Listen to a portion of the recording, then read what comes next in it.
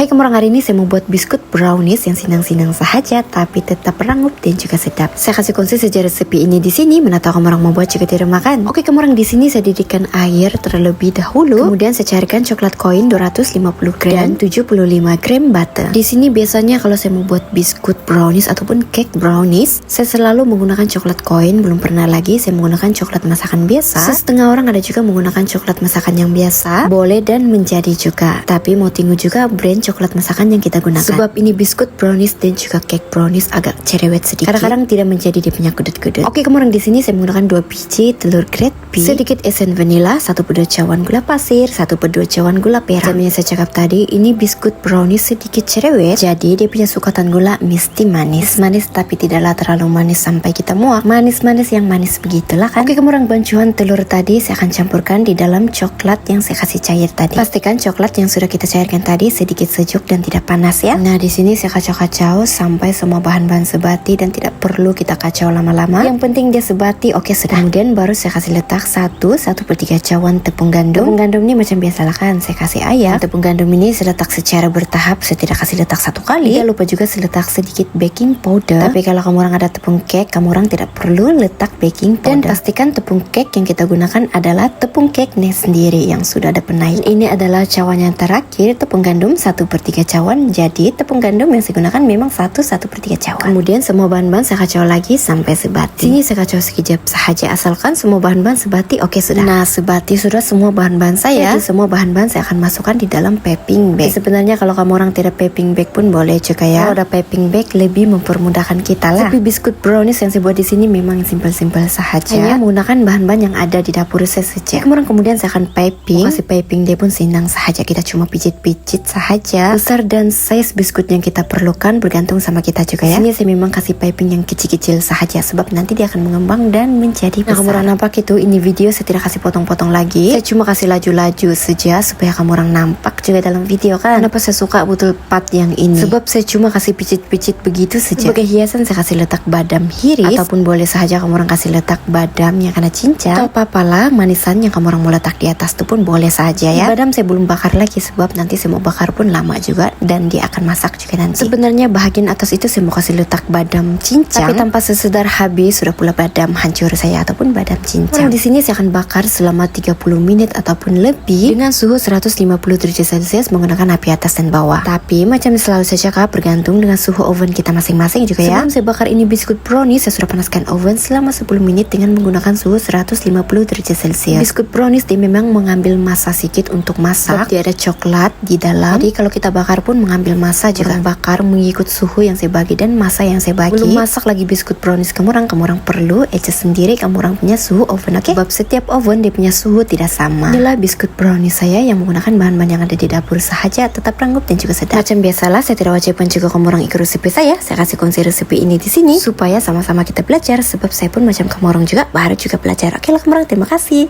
Bye.